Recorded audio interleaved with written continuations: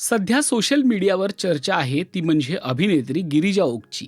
एका चॅनलची मुलाखत इतकी व्हायरल झाली की काही दिवसातच ती नॅशनल क्रश बनली. काही दिवसांपूर्वीच एका मुलाखतीत तिने आई वडिलांच्या डिव्होर्सवर पहिल्यांदाच भाष्य केलं होतं.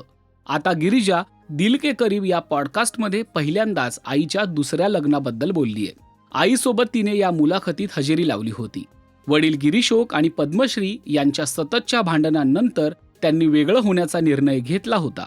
गिरीश ओक यांनी दुसरं लग्न केलं, तर या मुलाखतीत ती आईसमोर पहिल्यांदाच व्यक्त झालीये. गिरिजा म्हणाली, आई मी हे आधी कधीच बोलले नाहीये. आता सगळ्यांनाच माहितीये की इंडस्ट्रीत 12-12 तासांच्या शिफ्ट असतात. आधी मी एकटी राहायचे, त्यानंतर सुहृद आणि माझं लग्न झालं. तेव्हा कसं व्हायचं की आम्ही दोघंही आपापल्या कामात व्यस्त होतो. कधी तो तर कधी मी कामानिमित्त बाहेर असायचो. थकून घरी आल्यावर असं वाटायचं की कोणीतरी आपल्यासाठी दार उघडावं. तसं करायला कोणीच नाहीये ही भावना मला आवडत नव्हती. तेव्हा मला आईची खूप आठवण यायची. तेव्हा आईचं दुसरं लग्नही झालं होतं, माझ्या लग्नाच्या थोडं आधी. पण तिने त्यावेळी मला विचारलं होतं. आईने लग्नाबद्दल विचारलं तेव्हा मी खूप खुश झाले होते, कारण पहिली गोष्ट म्हणजे त्यासाठी खूप मेहनत लागते. बऱ्याच बायकांच्या मनात असतं की परत यात कोण पडणार, पण मला माझ्या आईचं नेहमीच कौतुक वाटायचं. तिने पुन्हा स्वतःचं आयुष्य उभं केलं. स्वतःचं सुख तिने स्वतः निर्माण केलं. कशाला उगाच आता मी फक्त पडून राहते असा विचार तिने केला नाही. तिने तिचं घर, नवरा, मुलं यांच्यासोबत एक उत्तम नातं तयार केलं. आम्ही दोघींनी एकत्र हे निर्णय घेतले. इतकंच नाही तर मी तिच्या दुसऱ्या लग्नाची साक्षीदार म्हणून सही केली. मी माझ्या आईला तुमच्याकडे पाठवते अशी ती भावना होती. तिच्या सुखासाठी मी आनंदी होते.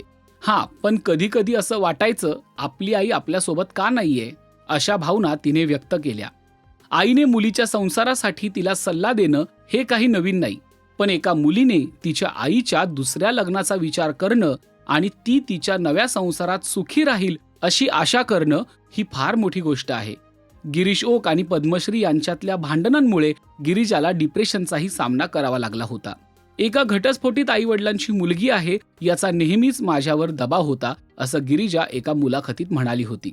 गिरिजा ही दिग्दर्शक आणि लेखक श्रीरंग गोडबोले यांची सून असून तिचा नवरा सुहृद गोडबोले हा निर्माता आहे. तर गिरिजा हिंदी आणि मराठी या दोन्ही माध्यमांमध्ये आपल्या अभिनयाची छाप पाडतीये.